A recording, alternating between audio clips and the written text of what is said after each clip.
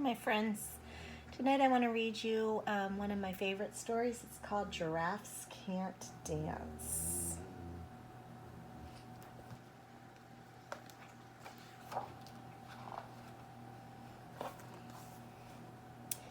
Gerald was a tall giraffe whose neck was long and slim, but his knees were awfully bandy and his legs were rather thin.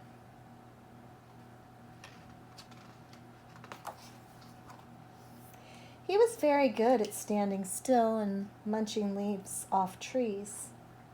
But when he tried to run around, he buckled at the knees.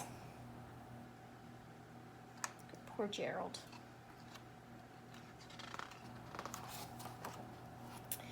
Now, every year in Africa, they hold the jungle dance where every single animal turns up to skip and prance.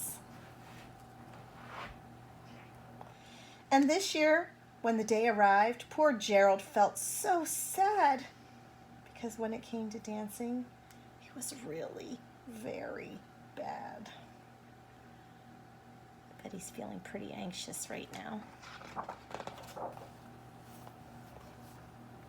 The warthogs started waltzing, and the rhinos rock and rolled. The lions danced a tango, which was elegant and bold. I love it. 3 different kinds of dancing: waltzing, rock and rolling, and tangoing.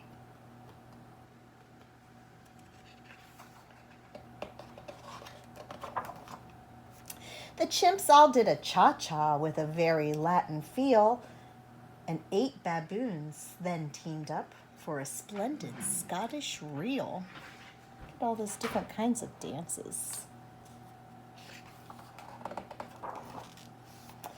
Gerald swallowed bravely as he walked towards the floor, but the lions saw him coming, and they soon began to roar.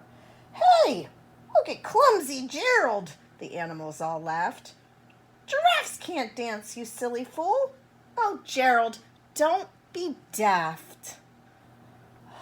Think about how poor Gerald must be feeling right now.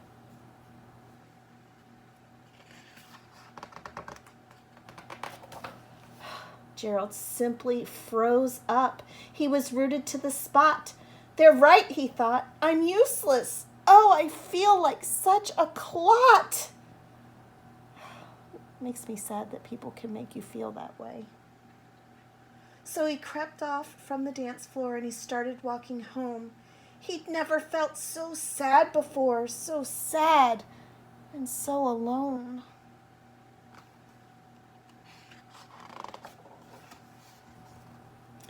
Then he found a little clearing and he looked up at the sky. "The moon can be so beautiful," he whispered with a sigh.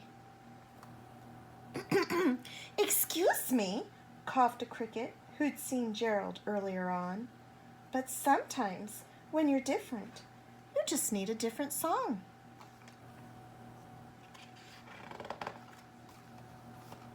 "Listen to the swaying grass and listen to the trees.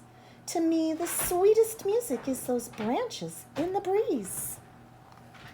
So imagine that lovely moon is playing just for you. Everything makes music, if you really want it to. Well, that's making me feel a little bit better. Those words are very nice. With that, the cricket smiled and picked up his violin. Then Gerald felt his body do the most amazing thing. His hooves had started shuffling, making circles on the ground. His neck was gently swaying and his tail was swishing round. Gerald's starting to feel better too. He threw his arms out sideways and he swung them everywhere. Then he did a backward somersault and leapt up in the air. That smile on his face. Gerald felt so wonderful, his mouth was open wide. "I am dancing! Yes, I'm dancing! I am dancing!" Gerald cried.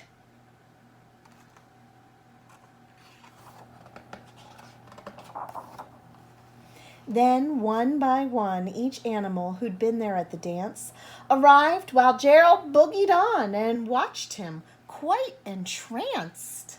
They shouted, "It's a miracle! We must be in a dream! Gerald's the best dancer that we've ever seen!" Sounds like the animals feel different about him now, too. "How is it you can dance like that? Please, Gerald, tell us how." But Gerald simply twizzled round and finished with a bow.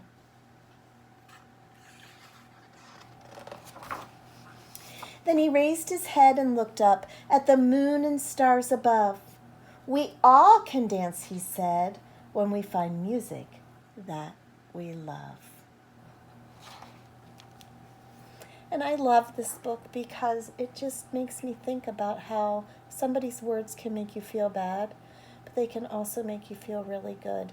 And I hope that we always think about words that can make others feel really good. All right, have a good night. See you soon.